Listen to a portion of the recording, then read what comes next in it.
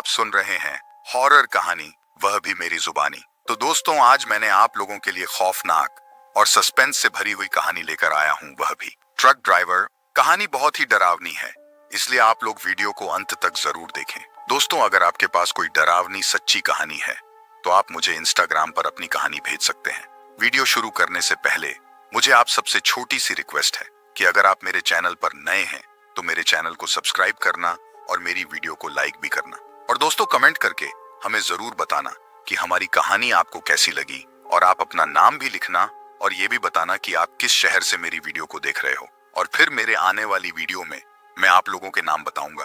तो चलिए दोस्तों, बिना समय बर्बाद किए कहानी शुरू करते हैं। मैं हूं रमेश, एक ट्रक ड्राइवर, और ये कहानी है उस रात की जिसने मेरी जिंदगी बदल दी। राजस्थान के रेगिस्तानी इलाकों में ट्रक चलाना कोई आसान काम नहीं है, लेकिन मैं बचपन से ही इस पेशे से जुड़ा हुआ हूं। मेरे दादा और पिताजी भी ट्रक ड्राइवर थे। मैंने भी यही पेशा चुना और अब तक सैकड़ों बार इस रास्ते पर सफर कर चुका हूं। लेकिन उस रात का सफर वो अलग ही था। राजस्थान के अलवर से जैसलमेर की तरफ जा रहा था। सामान भारी था और रास्ता लंबा। दिन भर की गर्मी ने शरीर को थका दिया था, लेकिन मंजिल तक पहुंचना जरूरी था। रात हो चुकी थी और आसमान में चांद की रोशनी भी धुंधली लग रही थी। मैंने अपने ट्रक को एक छोटे से ढाबे पर रोका और एक कप चाय पी। ढाबे के मालिक ने बताया कि आगे का रास्ता काफी सुनसान है और रात में उस रास्ते पर जाने से डर लगता है। मैंने हंसकर कहा, भैया, हमें तो आदत है इस रास्ते की। चाय खत्म करके मैं फिर से अपने ट्रक में बैठ गया। इंजन की आवाज के साथ मेरा सफर फिर से शुरू हुआ। रास्ता जैसे जैसे आगे बढ़ रहा था वैसा ही सुनसान होता जा रहा था। कोई गाड़ी नहीं, कोई इंसान नहीं। चारों तरफ सिर्फ रेगिस्तान की रेत और सन्नाटा। लेकिन मुझे डर नहीं था, क्योंकि इस रास्ते पर पहले भी कई बार आ चुका था। लगभग आधी रात हो चुकी थी जब अचानक मेरे ट्रक का इंजन बंद हो गया। मैंने कई बार कोशिश की, लेकिन इंजन स्टार्ट नहीं हो रहा था। अंधेरे में ट्रक का बोनट खोलकर देखा, लेकिन कुछ समझ नहीं आ रहा था। मैंने सोचा कि थोड़ी देर रुककर फिर से कोशिश करता हूं। अचानक मेरे कानों में किसी के रोने की आवाज आई। पहले तो लगा कि शायद मेरा भ्रम हो रहा है, लेकिन फिर वही आवाज और तेज हो गई। मैंने ट्रक की लाइट्स बंद कर दी और ध्यान से सुना। वो आवाज पास के किसी गांव से आ रही थी। मैंने सोचा कि शायद कोई मदद की जरूरत हो। मैं टॉर्च लेकर उस दिशा में चल पड़ा। थोड़ी दूर चलने के बाद मुझे एक छोटी सी झोंपड़ी दिखाई दी। रोशनी के एकमात्र स्रोत के रूप में वहां एक तेल का दीपक जल रहा था। झोंपड़ी के अंदर से वही रोने की आवाज आ रही थी। मैं धीरे धीरे झोंपड़ी के पास पहुंचा और अंदर झांका। वहां एक औरत बैठी थी। उसकी उम्र करीब 40-45 साल होगी। वह रो रही थी और उसके बाल बिखरे हुए थे। मैंने धीरे से आवाज लगाई, मां, क्या हुआ? आप क्यों रो रही हैं? उसने सिर उठाकर मुझे देखा और कहा, बेटा, मेरा बेटा गुम हो गया है। उसे ढूंढने में मेरी मदद करो। मैंने सोचा कि शायद कोई दुर्घटना हो गई है और उस औरत को मदद की जरूरत है। मैंने कहा, मां, आप चिंता मत करो, मैं यहां हूं। आपके बेटे को ढूंढने में मदद करूंगा। उसने मुझे एक दिशा की ओर इशारा किया और कहा, वह उधर गया था। मैंने उस दिशा में चलना शुरू किया। कुछ ही दूरी पर मुझे एक छोटी सी कब्र दिखाई दी। मैं उसके पास पहुंचा और देखा कि कब्र के पास कुछ ताजे फूल रखे थे। तभी मुझे पीछे से किसी के चलने की आवाज आई। मैंने मुड़कर देखा, वही औरत थी, लेकिन इस बार उसका चेहरा बहुत ही डरावना लग रहा था। उसकी आंखें लाल थीं और चेहरे पर एक अजीब सी मुस्कान थी। वह धीरे धीरे मेरे पास आ रही थी। मेरे दिल की धड़कन तेज हो गई और मैंने भागने की कोशिश की, लेकिन मेरे पैर जैसे जाम हो गए थे। उसने मेरे पास आकर कहा, तुम मेरे बेटे को ढूंढने आए हो, लेकिन अब तुम भी यहां से नहीं जा पाओगे। मैं चिल्लाया, कौन हो तुम? मुझे छोड़ दो। लेकिन उसने मेरी बात का कोई जवाब नहीं दिया। वह बस हंसती रही। उसकी हंसी से मेरे रोंगटे खड़े हो गए। तभी मैंने देखा कि मेरे ट्रक की लाइट्स फिर से जलने लगी। मुझे लगा कि शायद कोई वहां पहुंच गया है। मैंने अपनी पूरी ताकत लगाई और उस औरत को धक्का देकर भागने की कोशिश की। किसी तरह मैं अपने ट्रक तक पहुंचा और देखा कि ट्रक का इंजन स्टार्ट हो चुका था। मैंने जल्दी से ट्रक में बैठकर दरवाजा बंद किया और ट्रक को चलाने की कोशिश की। ट्रक चल पड़ा और मैंने पीछे मुड़कर देखा। वह औरत वहीं खड़ी थी और उसकी हंसी की आवाज अभी भी मेरे कानों में गूंज रही थी। मैंने ट्रक की स्पीड बढ़ा दी और वहां से जितना जल्दी हो सके निकल गया। उस रात के बाद से मैंने कभी उस रास्ते पर ट्रक नहीं चलाया। उस घटना ने मेरी जिंदगी बदल दी। मुझे अब भी यकीन नहीं होता कि वह सब सच था या मेरा भ्रम। लेकिन एक बात तय है, उस रात की डरावनी घटना ने मेरे दिल और दिमाग पर गहरी छाप छोड़ दी है। अगर आप कभी राजस्थान के उन सुनसान रास्तों पर सफर करें तो सावधान रहें। कौन जाने कब कोई डरावनी परछाई आपके पीछे आ जाए। उस रात के बाद मैंने अपनी नौकरी छोड़ने का मन बना लिया, लेकिन पेट की भूख और परिवार की जिम्मेदारी ने मुझे वापस ट्रक की सीट पर बिठा दिया। हालांकि अब मैं रात के सफर से कतराने लगा था और अगर मजबूरी में जाना पड़ता तो पूरी तैयारी के साथ ही निकलता। कुछ महीनों बाद मेरे मालिक ने एक बार फिर मुझे उसी रास्ते पर जाने का आदेश दिया। इस बार सामान काफी महंगा और जरूरी था। मेरे पास मना करने का कोई विकल्प नहीं था। मैंने हिम्मत जुटाई और एक बार फिर उसी रास्ते पर निकल पड़ा। रात का समय था, लेकिन इस बार मैंने अपने साथ कुछ दोस्त भी बुला लिए थे। हम 4 लोग थे और सबके सब ट्रक ड्राइवर थे।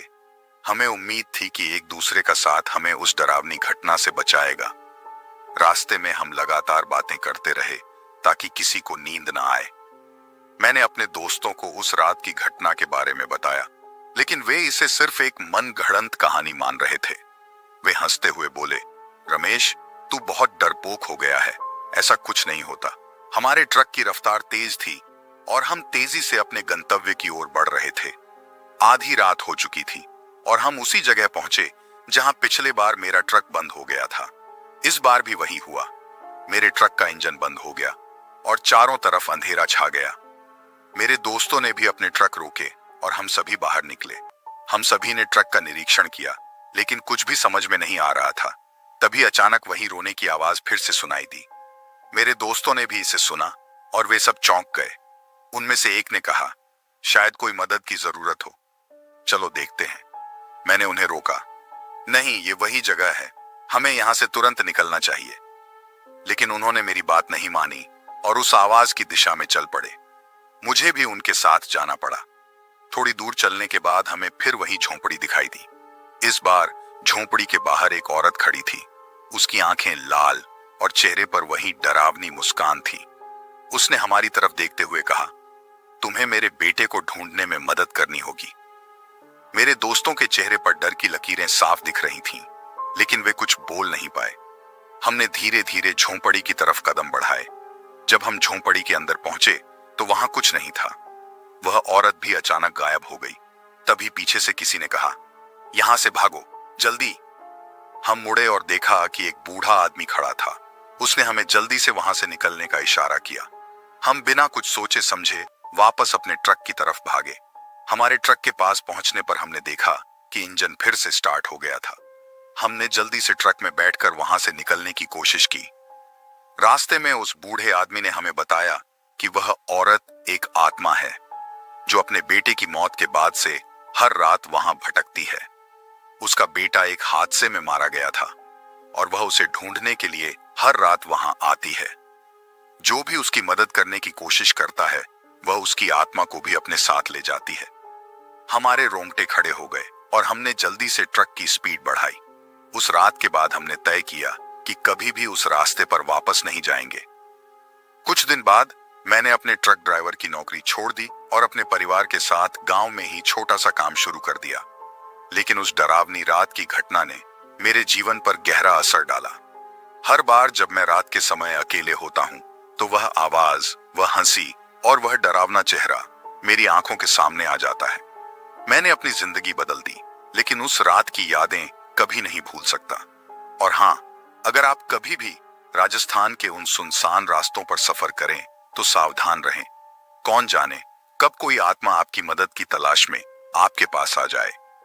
गांव में बस जाने के बाद मैं कुछ समय के लिए शांति महसूस कर रहा था, लेकिन मन के किसी कोने में एक अजीब सा डर हमेशा बना रहता था।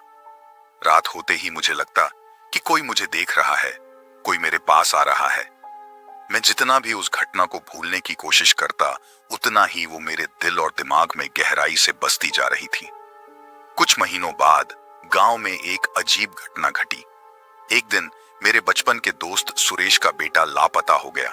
पूरे गांव में हड़कंप मच गया। हमने हर जगह ढूंढा, लेकिन उसका कोई सुराग नहीं मिला। सुरेश और उसकी पत्नी का रो रो कर बुरा हाल था।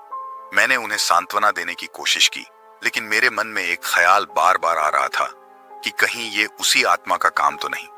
एक रात सुरेश मेरे घर आया और बोला, रमेश, मुझे लगता है कि मेरा बेटा उसी रास्ते पर है जहां तुमने वो डरावनी घटना बताई थी। मैंने कई लोगों से सुना है कि वहां अजीब चीजें होती हैं। मैंने उसे समझाया कि वहां जाना खतरनाक हो सकता है, लेकिन उसने मेरी बात नहीं मानी। उसकी आंखों में अपने बेटे को पाने की उम्मीद थी और मैं उसे मना नहीं कर पाया।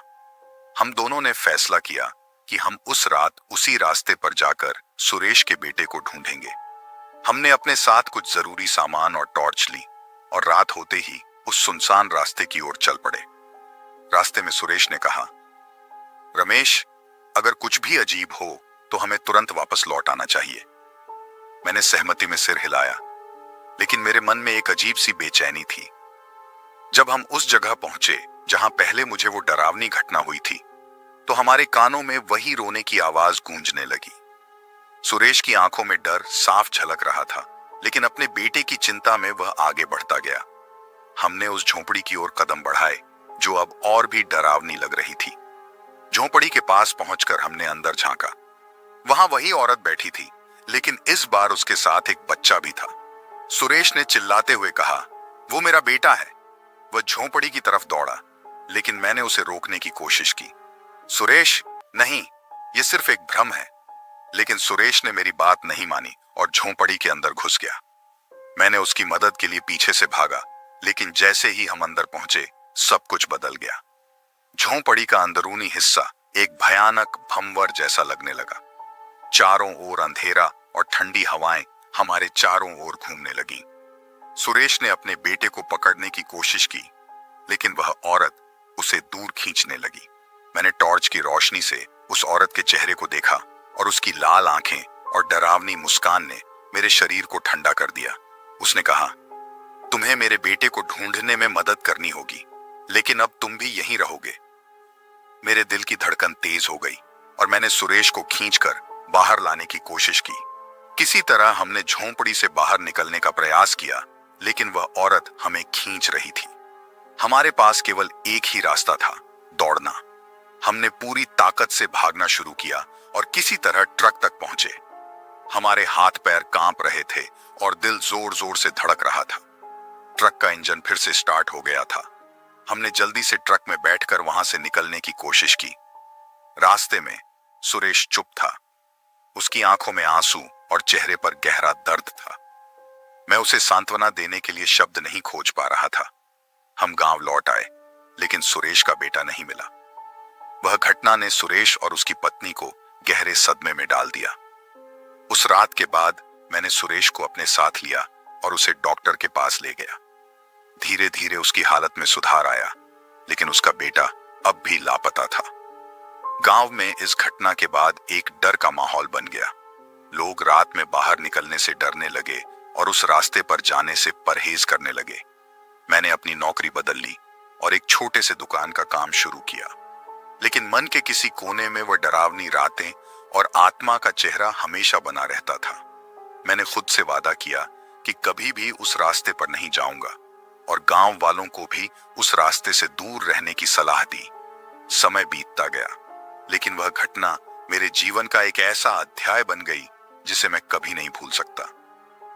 अगर आप कभी राजस्थान के उन सुनसान रास्तों पर सफर करें तो सावधान रहें। कौन जाने कब कोई आत्मा आपके पीछे आ जाए और आपको भी उसी डरावनी दुनिया में खींच ले जाए। आज भी जब रात होती है और चांद की धुंधली रोशनी रेगिस्तान पर फैलती है, तो मुझे लगता है कि वह औरत अभी भी अपने बेटे की तलाश में भटक रही है। उसका रोना और हंसी मेरे कानों में गूंजती है और मैं दुआ करता हूं कि किसी और को उसकी दरिंदगी का शिकार न बनना पड़े। और इस तरह एक ट्रक ड्राइवर की डरावनी कहानी यहाँ खत्म होती है, लेकिन उसका असर हमेशा के लिए मेरे दिल और दिमाग पर बना रहेगा। मैं अर्जुन नाम का एक ट्रक ड्राइवर हूँ और राजस्थान के सफरों का आनंद लेता हूँ। हर रोज सूर्यास्त के समय सड़कों पर चलने का मुझे बहुत शौक है। रात को राजस्थान की सुंदरता और चुपचापी सांसों में बसी खौफनाक असलियत को महसूस करना एक अलग मजा है। लेकिन एक रात जो मैंने कभी नहीं भूल सकूंगा, वह सब कुछ बदल दिया। वह रात थी जब मैं अकेले ही अपने ट्रक को बाराबंकी की तरफ ले जा रहा था। रास्ते में कोई भी नहीं था, सिर्फ मेरी ट्रक की ध्वनि और सूर्यास्त के रंगीन आभास की बातें थीं। तभी अचानक मेरी नजर एक अजीब सी चीज पर पड़ी। रास्ते की बीच में जैसे ही मैं आगे बढ़ा, एक भूतिया ट्रक मेरी नजरों में आ गया। वह था कुछ ऐसा जो मैंने पहले कभी नहीं देखा था। उसकी बड़ी सी चालाक सी आंखें थीं जो कि रात की गहराई में चमक रही थी। उसका रंग भी थोड़ा अजीब सा था, जैसे कोई नीले चमकीले रंग की चमक उसके त्वचा पर फैली हो। मेरे होंठों से एक अविश्वसनीय स्वर में गुम हुआ और मैंने अपने ट्रक को रोक दिया। वह ट्रक मेरे सामने रुका था, लेकिन कोई उसमें नजर नहीं आ रहा था। मैंने धीरे धीरे अपने ट्रक को आगे बढ़ाया और उस भूतिया ट्रक के पास से गुजरता हुआ ट्रक को देखता रहा।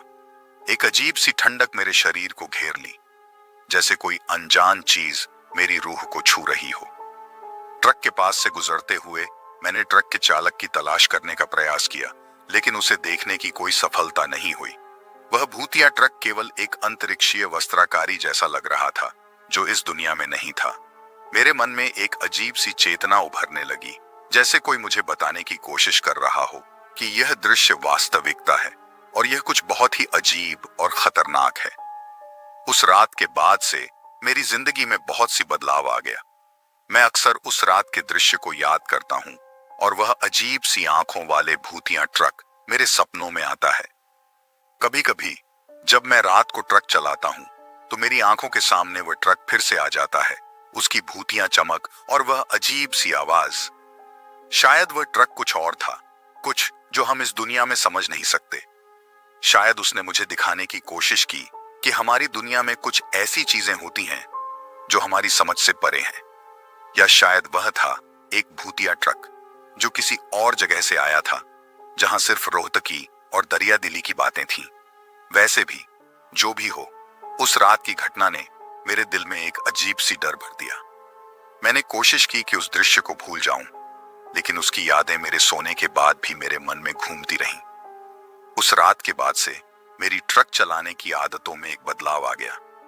अब मैं रात को अकेले रास्ते पर ट्रक नहीं चलाता।